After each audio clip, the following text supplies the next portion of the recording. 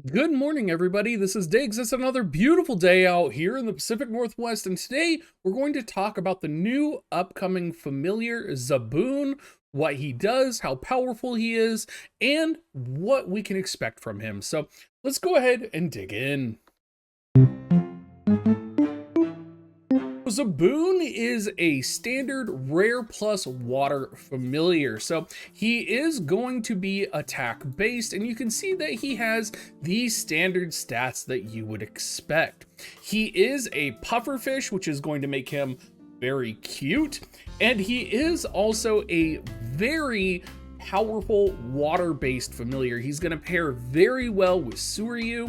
He'll also pair well with Hippocampus and Crowhawk, but his specialty is really going to be in partnering up with other water-based familiars that can land Frostbite on the opponent. So he is going to be a little bit like Kona in that he is going to be the familiar that's going to be able to deal a lot of damage to a event monster. So when we do have the Witch's Cauldron event going on, which we'll do a separate video here on in the next couple of days, you are going to be able to use him to deal massive amounts of damage to the boss. And he was purchasable on the Korean and Taiwanese side.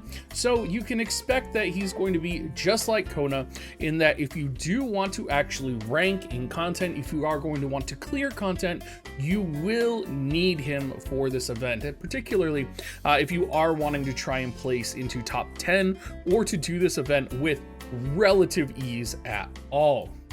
Now, what does he do? So he is that attack-based familiar. His active skill is going to be several small hits of water damage in an area around the enemy.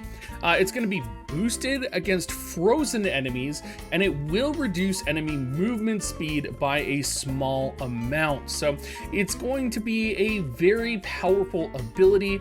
He's of course going to have that boosted by damage in the event that's coming up. His passive is going to be very similar to Kona. So he is going to receive a damage up by a small percentage, as he does have other attacking based familiars in his party. I haven't seen his passive or his stats changed at all in the Korean version of the game, so I imagine this is going to be relatively consistent as we do push forward. And then in Familiar Arena, he has literally the same thing as Kona. He has, for every 3 normal attacks, he's going to deal a small amount of area of effect water damage. One thing he has that's really interesting, which is potentially a really good counter to, say, Eventorex or any other familiars that might stun you, is he does have the capability to, when he's tripped / stunned, he does a hit of water damage to nearby enemies, and it does inflict frostbite on them. So he is an attacker, but he's also going to be very defensive oriented in that he kind of counterattacks if your opponent has like a Might, an Eventorex, potentially even an Ouroboros on the other side, because he's going to be able to counter those stuns or those CCs on him.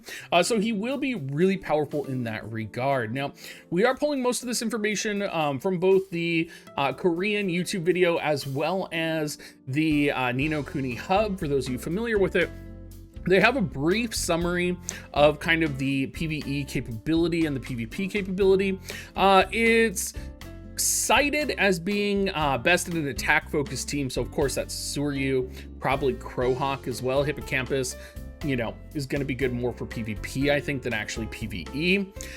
In PvP, it says he has similar uses in PvP in that he'll slow opponents. I'm not sure that we'll be seeing this used a ton. I think if it's homing, it could be really powerful, very similar to Kona, and I think that's going to be the big thing here. I know there's a lot of familiars that people are waiting for to kind of put together the golden PvP team, and this may be one of those familiars that is kind of like a midway or a stopping point along the route, right? Most people have Hippocampus set, most people have Kona set, and that third familiar kind of goes in and out depending on who you're fighting against. So this could be one of those situations where for a while this is going to be our third built-in PvP familiar, and I think that is quite possible. In terms of familiar arena, because there's no special attack, you're not really going to get anything really special. Probably going to be really good with the Fire Boar being in Familiar Arena here, going to be very powerful. Granted, a lot of people do have 10-star Tokos or Awakened 10 Tokos that are running around murdering everybody, so at the same time, it's kind of like, will it really be that great? It's kind of up and down. So let me know what you guys think down in the description down below.